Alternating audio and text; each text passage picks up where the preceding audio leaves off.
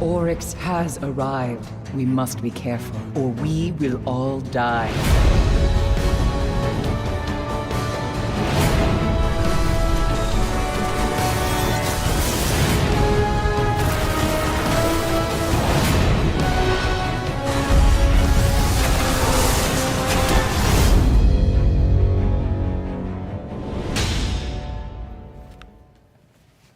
What's up, ladies and gents? This is Casey Kid, coming at you with another Destiny video. As you can see, that was the Court of Oryx. That was the reveal trailer they had before the live stream today with Laced Up Lauren. And one of the cool things that we have right now is showing some gameplay footage from that. Instead of using some of the clips that I have, we just get to look at this. And it was a lot of fun to watch, and so it's a lot of fun to rewatch over here.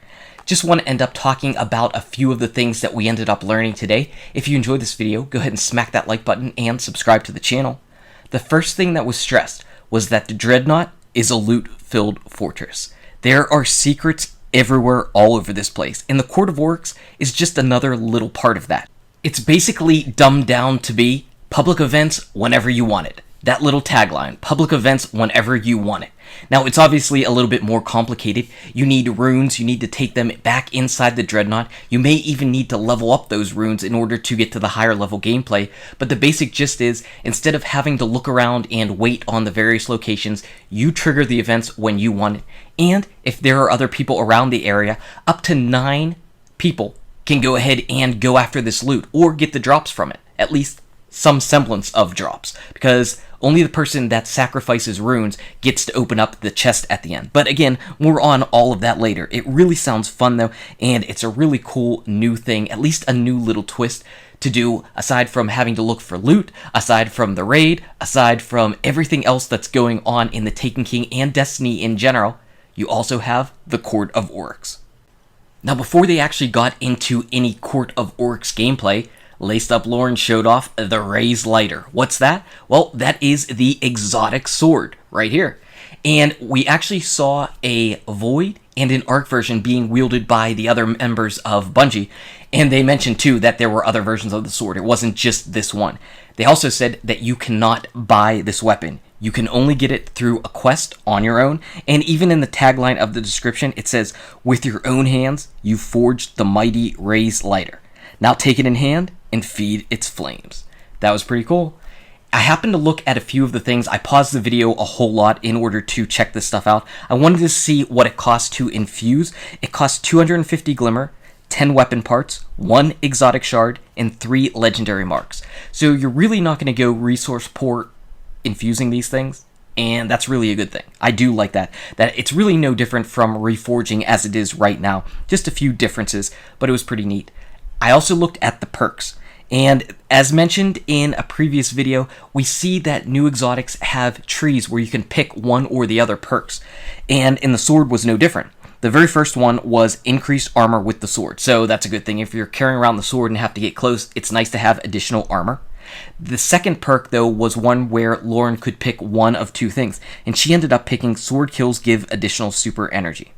The one that wasn't picked, she made real careful not to highlight over the unpicked trees, but she happened to go over just a little bit here, and I paused the video, and it was called Scabbard, and basically it lets you carry additional sword ammo whenever you had that one equipped. And that sounds good because I happened to look through the video, and it looks like after she popped a heavy ammo synth, she had 55 ammo on the sword, and it actually costs you 2 ammo to swing the sword normally, or 5 ammo to do the uppercut, and that's the R2 attack. The uppercut or the swing, even if you don't hit an enemy, if you swing it, it's just like if you're shooting your gun. You lose that bullet or bullets. So just something to keep in mind. As I mentioned, the next perk that was up there was the R2 Phoenix Uppercut, and that seemed like a pretty strong attack. The final perk that she had picked was increased R2 damage for the Phoenix Uppercut. We don't know what the final non-picked perk was. She never highlighted over it. I looked, I tried to see if she would pick it, but she never put her cursor over it, so we don't exactly know what that other perk is. The swords looked cool though, and they were really strong and used a whole lot in the Court of Oryx. Now, before they ended up getting to the court, they ended up walking through the Dreadnought a little bit and showed off the Taken Blights. Those are the black spheres that appear on the Dreadnought and around the world. Basically, whenever you're doing one of these Blight spheres, you fight Taken. What a surprise, right?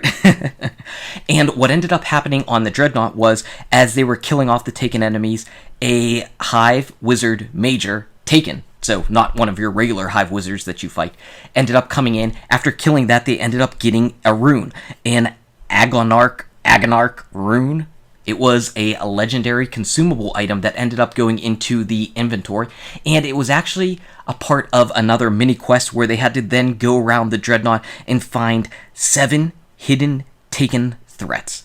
And they mentioned that, whenever you're going through the Dreadnought and doing all of this stuff, you're going to find new gems and new things to kind of send you on new pathways and new quests to find stuff. And after you get through all of this, you end up going and fighting an enemy and then going ahead and opening up a new chest of loot. Crazy. I mean, just my mind is just racing with all the different things that can go on. For instance, as they were making their way to the Court of Oryx, they ran into a second blight sphere, and they said, oh geez, right here, this could randomly happen, this could not happen. There could be a secret enemy that is potentially able to spawn there, but he wasn't there. So, hidden enemies that we're looking for to potentially get new loot or new quests. Yes, this sounds fun. This sounds a lot of fun. Again, this is just a little taste of the things that are going to come in Destiny Year 2 and Destiny in the future. All sounds very, very exciting. They also made sure to keep collecting worm spore, which was laying around all over the place. Lauren had a special perk on her ghost that was showing it off, and it was actually giving a marker location on the map. They also mentioned that the hunters have their own perk that lets them see that all the time, so that's pretty nice. Keen insight, so if you're a hunter, you don't even need that on your ghost shell, you can go ahead and find this stuff. But they were collecting it, worm spore, just like you would collect spin metal or helium filaments or whatever it may be. You may end up needing to get worm spore for something. As they made their way towards the Court of Oryx, they had to go through the Hall of Souls. The Court of Oryx was basically a gate and then a circular platform down below. There were 6 statues that were on the sides lined up, and they happened to mention that each of those statues represented a different boss. So I'm thinking those are potentially the Tier 3 bosses, because the Court of Oryx is actually split up into 3 tiers. Tier 1, Tier 2, and Tier 3. Hey, kid can count. Good for him. And you actually get runes. As I mentioned before, they ended up picking up a rune earlier from the Blight Sphere that they ended up fighting. So you get these runes, and you go ahead and go up to a statue. You sacrifice the rune at the statue, and you can go ahead in and do your Oryx fight. Well, those runes also need to level up. You need to do 3 battles in a Tier 1 to level up your Tier 2 rune to get up to Tier 3, and so on and so forth. So, wow, there's going to be a lot of running around, and what this does is it promotes players who are maybe higher level to sitting around and kind of doing these public events with other people that are running around. There are up to 9 people that can go ahead and do the Court of Oryx at one time and help to get the gear and loot or level up their runes, whatever it may be. And if you see people up there going ahead and putting runes on pedestals, it may entice you to go ahead and join in. You also have to be in the battle. They are strongly frowning on people trying to go in and get rewards while being AFK. In fact, you can't do it. If you die, you get booted out, and you have a short timer to get back into the fight. If you don't, you lose your rune and you're done. You don't get the reward. So that's really a good thing. I really like that mechanic. That's one of the things people used to have with Nightfalls or Heroics. They didn't like people AFK joining. This is definitely a fix to that. They also end up putting a little bit of a debuff on you after you use your rune on one of the statues, and it's called Summoner's Exhaustion. That just makes it so you can't just run back and forth and spam it constantly. It lets other people go ahead and get a chance to put down their runes and do whatever they want. It's like a 40-second delay, so just to stop you from spamming things. I think it's a pretty good thing. They obviously tested it, and it was one of their gameplay mechanics where they were like, somebody could potentially break the game here or ruin someone else's fun by doing this. So I'm all for doing that. Basically, think of it like the essence on Skolos, where if you just had the essence, you can't go ahead and take it off somebody. You have to wait just a little bit. Now, as far as the boss fights inside the Court of Oryx, this is the way that the Destiny bosses are going to be in the future? Maybe. It was a good thing. They definitely weren't just big health pulls. In fact, the thing was, you had to know the mechanics in order to beat the enemies. Otherwise, you weren't going to do it. There were a lot of enemies with immune shields. So, for instance, there was an ogre, and no matter what you threw at him, you could not damage the shield. The only way that shield was coming down was if you killed a cursed thrall, and that cursed thrall explosion ended up hitting the ogre, taking his shield off. Then you could go ahead and shoot him normally. Similarly, there were 2 knights, and the only way their shields would come down is if they were in close proximity together. There were 3 wizards where if you killed one of them and you didn't kill the other 2, the one that was dead would be respawned. So you have to kill all 3 of them at once in a tandem effort.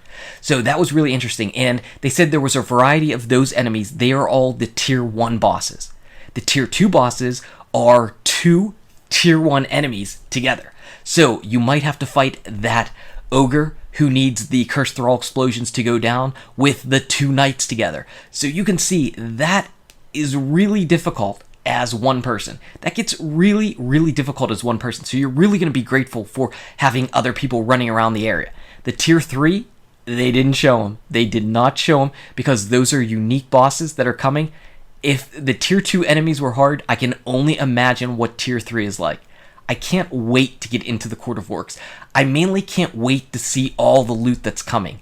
There's so much stuff that they say is still hidden and not revealed, and I look forward to finding it. I look forward to finding out what you guys all find out about the Taken King, and then sharing with me, and then let me share it with some other people. It's going to be a good time. Also, the raid. It's coming earlier than we thought.